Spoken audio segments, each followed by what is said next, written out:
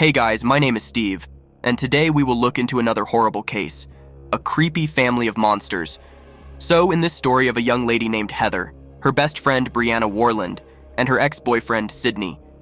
This is a story of love, betrayal, and the lengths some people will go to keep their secrets hidden. Under a sky sprinkled with stars, the Wakaw River flowed like a dark ribbon. Everything used to be peaceful, but now, a scary phone call echoed in everyone's minds. Heather was gone, and the quiet without her was terrible. People were scared, but some wouldn't give up. They loved Heather and wanted to know what happened, even if it was terrible. Their search for the truth began, filled with love and the hope of finding her, no matter the cost. Get ready to go deep into this secretive story, where every turn takes you closer to the truth, hidden like a shadow in the dark. Today, we delve into the mysterious disappearance of Heather Elvis and the shocking fact that came to light. On 18th of December 2013, Heather's best friend Brianna Warland woke up to an unexpected phone call in the morning at 1:45. She received the phone call in search of her best friend Heather. On the other hand side, Heather told her best friend she had a conversation with her ex-boyfriend, and he told her that he took separation from his wife, and he is feeling guilty to break up with her because of her wife, and asking Heather to start all this again. Brianna scolded Heather why did she even answer his call. Heather stated that the call came from an unknown number, which made her curious to receive this call, and that's why she made the mistake of picking up his ex-boyfriend Cydney's call. Brianna started calming Heather down and reminded her that she had recently come out from all the difficulties just because of him, and that's why she would not allow her to be involved again with a boy, Cydney. Brianna calmed down and sent her friend back to sleep and to take a rest. Both said goodbyes to each other and went to sleep. A beautiful, attractive Horry County place in South Carolina is well known for its beautiful beaches, among which Myrtle Beach is a popular and expensive beach, and located in the center of a long 60-mile, 97 kilometers, from beach Grand Strand, where people can enjoy forest and river views. On 19th December, the town police of Horry County found a car alone in a quiet and far-off area beside the Wakaw River. This area is known as Peachtree Landing, about 8 miles from Myrtle Beach, and nobody was found there. The police checked the car and found the registration number of the person for whom it had been registered in their registration system. After checking out the results, police learned that this car was registered to a man named Heather Elvis. Officers went to his location for investigation, reached there, knocked on the door, and informed him that they had found an abandoned car beside the beach. Terry was watching his show when he heard this. He was shocked and told investigators that this car belonged to his daughter Heather. Terry tried to contact Heather with the help of a mobile phone, but he couldn't reach her. Terry goes with the police to Peachtree Landing to investigate his car and daughter further. Terry was amazed to find her daughter's car in a strange place. Initially, he got tensed, but afterwards, he thought that the car might have been stolen because it was very unexpected that it was there without its owner. Police asked Terry for extra keys to a car. When police received extra keys from him and investigated further, they found no personal belongings inside the cars, i.e., purse, cash, jewelry, and mobile phone. After seeing this situation, Terry tried to call Heather on her phone again, but again, he was disappointed and didn't receive any response. After trying several times on her phone, he called the restaurant where Heather was working. The manager told him that Heather didn't come to work and wasn't scheduled until the next day. Terry realized that something was missing. He informed his concerns to the police and said that such behavior was unexpected to his daughter, and that something must have happened at the time of the car and beside the river where it was found. That this is not considered a crime scene because they found no signs of struggle, broken glass, or blood. Then authorities decided to solve this case as a missing person. Police and volunteers work and start searching on land while divers search underwater, and no evidence is found. In the forest, something was identified as a human belonging, but some other unknown persons were found when matched with Heather's. Investigators sought any leads to resolve this case but didn't get clues about Heather. Investigators dive into Heather's background to know everything about Heather's life, solve this case, and find her immediately.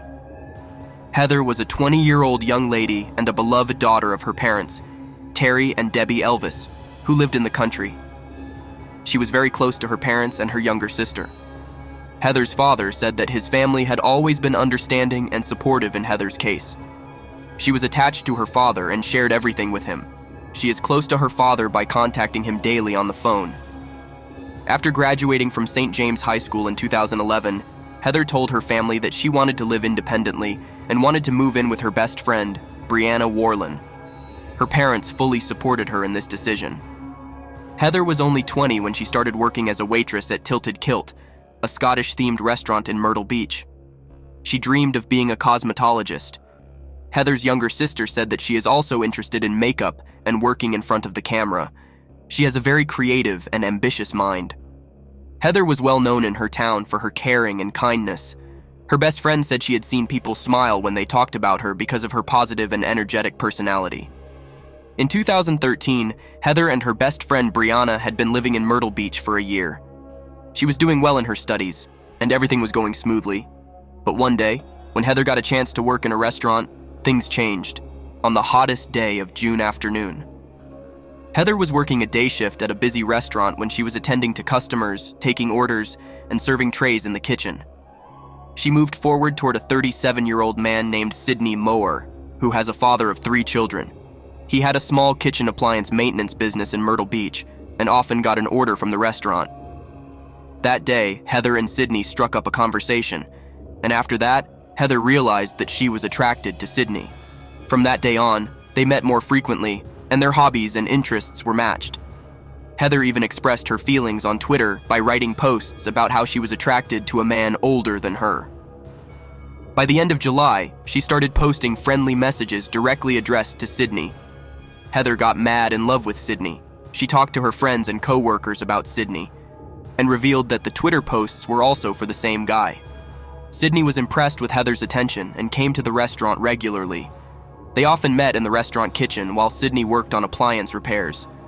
In July, their relationship had grown from slow flirting to something more serious, as everyone saw by 2 tweets that Heather posted about her and Cydney's relationship. She mentioned that she had done something, and in the second tweet, she stated that she was too deep to stop. Heather's posts meant that she was at the extreme stage of Cydney's love, and she couldn't resist herself for loving him. Some of Heather's co-workers started gossiping about Heather's and Cydney's affair, as they knew about their relationship, and that Heather was in love with a 37-year-old man. One of Heather's colleagues later informed that everyone knew about their connection and criticized them for having a relationship with a married man. Her co-workers often called her by different names. Her colleagues once decided to play a prank on her. They called the restaurant, pretending to be Tammy's wife. In August, Cydney appeared more frequently in a restaurant, and the rumors were finally confirmed. They were constantly dating each other and having coffee together. He brought candies and sweets for Heather. Cydney often waited for her in a dining area or at the back side of the restaurant to meet Heather. Cydney forgot that he was married and had 3 children. They were behaving like true lovebirds. They frequently discussed their relationship with their friends, and once Cydney told his friends that he was planning to hire Heather as a full-time nanny for his children when he left for Florida with his wife. When Heather told her friends about Cydney's idea, they thought it was weird. The couple was on the phone every time. It seemed like a toxic relationship from Cydney's side. They went to isolated or quiet places to talk to each other. Cydney was constantly gaining Heather's confidence and assuring her that he was tired and unhappy with her wife and wanted to separate from her. But all these promises were fake. When Heather is made in love with Cydney, her friends warn her that Cydney is only using her and just passing his time. He seemed like a playboy. With time, Heather realized all about this situation by mid-September. On 21st September, Heather tweeted that once an innocent girl and a monster fell in love, but it didn't lead to a good end. That day, Heather tried to break up with that selfish man. Heather came to this decision because one day, Cydney's wife called her over the phone and started humiliating her, as his wife found out about his husband's secret affair.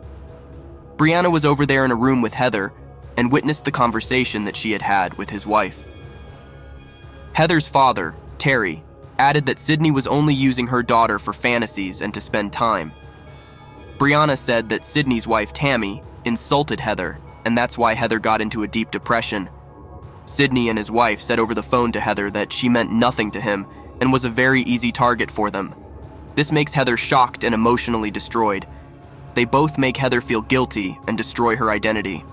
Prosecutor Chris Helm determined later that a 34-year-old lady, Tammy, had been in a leading position in Cydney's family. She was controlling all his do's and don'ts and telling him when and where he can work, what work should he do, etc. When she heard about Heather and Cydney's secret affair, she decided to take revenge on them, and she couldn't forgive them. Helms also stated that Tammy had prepared to take an act of revenge on Heather and decided to ruin her life. When Tammy was familiar with everything about her husband's affair, she started handcuffing her husband and tying him to the bed so he couldn't escape at night while she slept. She also gave him a tattoo of her name on his stomach and changed his phone's password. Cydney agreed to everything to save his marriage. As per Brianna, Cydney's wife Tammy's attacks did not stop at phone calls then. She reached the level of hate and started harassing her practically. Tammy began calling Heather's restaurant where she was working and demanded they fire her. She also circulated their closed photographs and videos from Cydney's phone. After so much trauma, Heather wrote a letter to Cydney to ask her wife to stop all the harassment because it would lead to losing her job. She was disappointed and saddened to write that all these things happened to a man she loved the most. Heather wanted to get back into her normal life, so she started going to a church. At the start of November, Tammy again sent a threatening message to Heather. She said she gave her an address and warned her that if she disagreed, Heather would create problems for herself.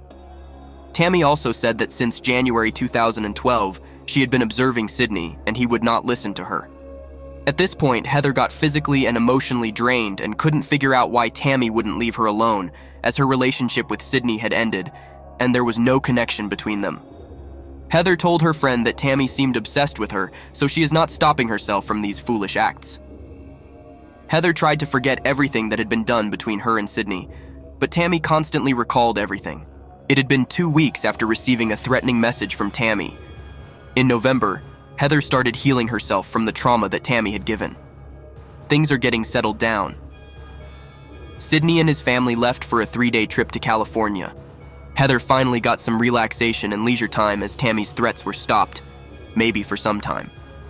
Heather was starting to settle down in her life and got a dream job as a makeup artist at a salon. She was so happy about her achievement. She wanted to start work before Christmas. Heather was so excited to get back to work. She happily announces this news with her friends and family, but deep inside, she's scared of Tammy's harassment. At the start of November, Heather and her co-workers at Tilted Kilt observed that she suddenly started gaining weight in a very short period of time. She was concerned, anxious, and worried that she might be pregnant with Cydney's baby. She scarcely decided to take a pregnancy test. Later, the restaurant manager, Jessica Cook, told police that Heather was very desperate about this situation. After testing, the tests found some errors, and they wouldn't declare whether Heather was pregnant with Cydney's baby. Brianna told police that her best friend Heather had not been intimated with anyone except Cydney in November. In 2013, Winter Heather was always hopeful, so she decided to move forward and begin a fresh start. And this is the time to come out of this trauma. In hoping for a fresh start, she decided on a new and happy relationship and went on a first date with a man named Steve Gerald, a man she had known briefly, but was genuinely attracted to her. On the evening of 17th December, Heather and Steve, around 1 p.m., decided to drive around Myrtle Beach to see the Christmas lights. After some time, Steve stops a car at a nearby parking area to teach Heather to drive a manual car. In this excitement, Heather took a photo with a car and sent it to her father. Her last words were, "I just learned how to drive a car like a true professional." Later, Steve said they had planned for a second date, and he dropped her off at her Carolina Forest apartment at nearly 1:15 a.m. Investigators found no clue about Heather. They decided to put all the timelines together. On the 17th and 18th of December, a day before Heather's missing event happened, she was with Steve, but investigators didn't find any evidence regarding Steve. Tammy became active on social media and again started insulting Heather, while Heather's friends and family started publishing about her and offering a reward. Her family made every possible effort to find out her daughter. This weird act of Tammy made police curious and turned all attention to the investigation to herself. On 20th December, Heather's best friend Brianna and her restaurant colleagues informed police about Heather's and Cydney's relationship. Investigators called the police and started questioning him. Throughout the investigation, Cydney denied that he was not near Peachtree Landing on the 17th and 18th of December night. He also stated that he had no contact with Heather because he was on a trip with his family. At the time of investigation, detectives thought that he was lying, and they needed solid proof about him, so they turned their attention to Heather's mobile call record. They finally started getting results about Heather's missing case. By connecting all the clues related to Heather from the day of her disappearance, they think that Cydney might be involved in it. As Brianna stated, Heather received an unknown call on 18th of December that lasted only 5 minutes. After that, Heather tried 9 times on that number, but has yet to respond. This behavior of Heather led to her trying to call someone she knew. Police were not getting the exact pin location from where that call was made, but later found that it was a payphone near a gas station in Myrtle Beach. Security camera footage confirmed that an unknown male was entering the booth at the same time when Heather's received a call.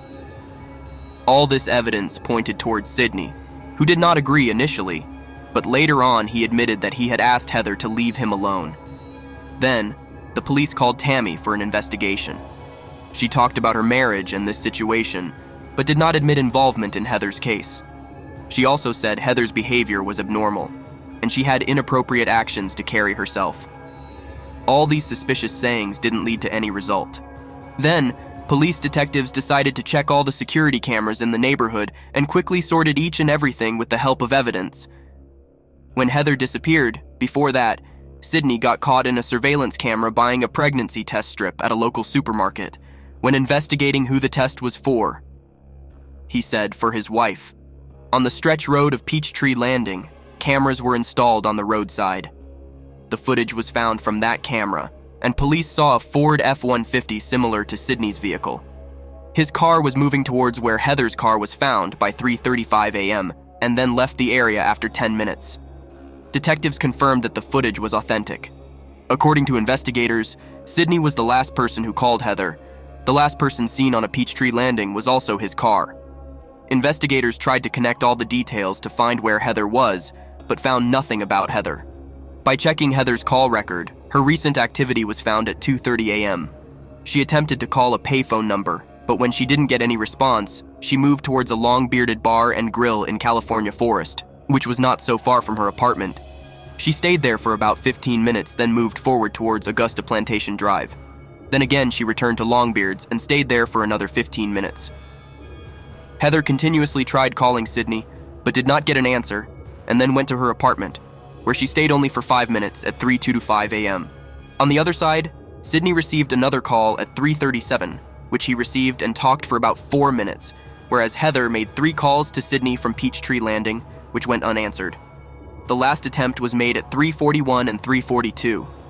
Cydney's phone got disconnected. Cydney's vehicle security footage was found. However, even more compromising evidence will be found in Cydney's house. Investigators passed the warrant for Moer's house search. Cydney House security camera was removed, and in 2014, they installed a new camera the next day. The investigators could not find the footage of the old one, but they found video in the new one. The footage shows both husband and wife wiping inside their car and burning the cleaning clothes they used to wipe up their vehicle.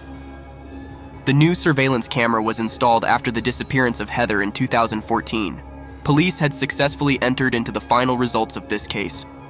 On 21st February, it was announced that Tammy and Cydney had been arrested on charges of kidnapping Heather. They were later charged with a section of murder as well. As Heather's body was never found while in jail, Moers wouldn't allow them to give any testimony. The police tried to search Heather's body and figured out what happened exactly to Heather. If Heather's body weren't found, then the murder charge would be dropped, but the charge of kidnapping would be. This evidence is not enough for these trials. Heather's mother was saddened because the murder charge had been dropped from the criminals, but felt relaxed that she wouldn't have to attend trials and hear the details of her missing daughter repeatedly. Heather's family was hoping for justice for her daughter and sister. Cydney Moer was ultimately in custody for 5 months, not the only punishment. He was found guilty in 2017 and sentenced to 10 years in jail. Cydney and Tammy both were on trial for kidnapping Heather Elvis. This case spread widely and got massive media coverage in 2019. Numerous lengthy court hearings took place 6 years after the disappearance of Heather Elvis, where several evidence and proof were found of a spouse's involvement. After 2 hours of deliberation, the justice was for Heather Elvis announced, and Cydney and Tammy were found guilty of kidnapping Heather Elvis. The court sentenced each to 30 years of imprisonment, and the husband and wife will serve their terms. After following the decision, Cydney requested to speak in the courtroom, despite the conviction. he continued to make his innocence. He addressed Heather's parents and said that their daughter was a wonderful girl, and Cydney regretted what he had done, as he was also a father. He admitted that he couldn't make a fresh start and never returned her daughter. Heather's parents gave an interview after the trial, which was extremely difficult for them. They expressed hope that they wanted justice for their daughter and believed that someday Cydney and Tammy would reveal the truth about the crime. On Heather's birthday, her loved ones organized a campaign at the public park where her car was found. Residents of the area brought flowers and donations to the memorial site. The funds raised were directed to a center for missing persons as a tribute to Heather and a way to support her family in their mission to find their daughter and learn the truth. To this day, Heather Elvis's body remains unfound, and her family continues to post missing person announcements every year on her birthday, hoping to attract attention and keep her memory, as well as that of others who have vanished, alive. Debbie, Heather's mother, stated she could not find peace until she learns what happened to her daughter. She still hopes that her persistence will help uncover the truth, and that someday someone will tell them what happened to Heather. Please subscribe Crime Crows. What is your opinion about this story?